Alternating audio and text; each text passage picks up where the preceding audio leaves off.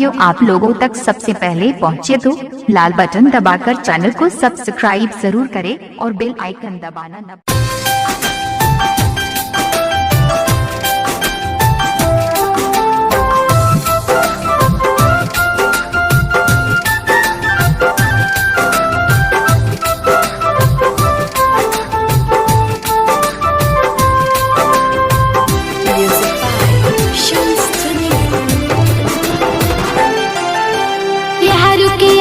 भुला के दिल से दूर कदम राके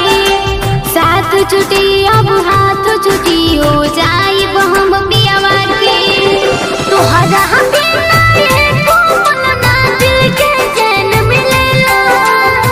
तू न रहबो जिंदगी में तो जियब कैसे अकेला ए जान जान ले जई हो न ससुरा अकेले जई हो ए जान जान ले जई हो न ससुरा अकेले जई हो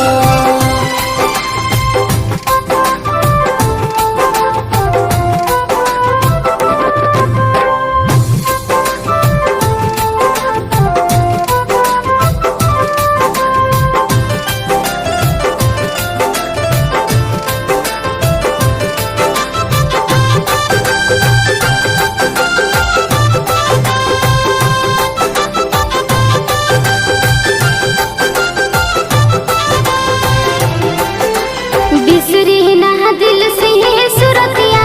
याद तोहरी आवे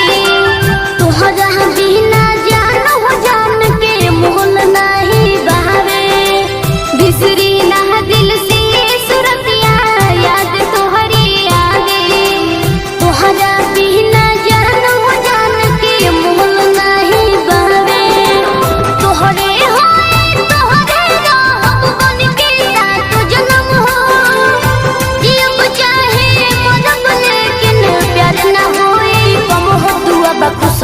रही हो न ससुरा अकेले जई हो ए जान जान ले जई हो न ससुरा अकेले जई हो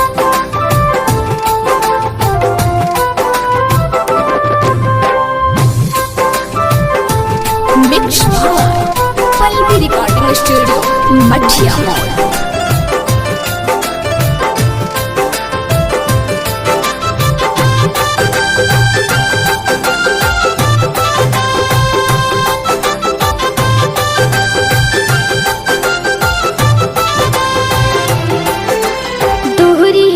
मजबूरी बादल फसल बादल दल में तोहरा बात होई बर्बाद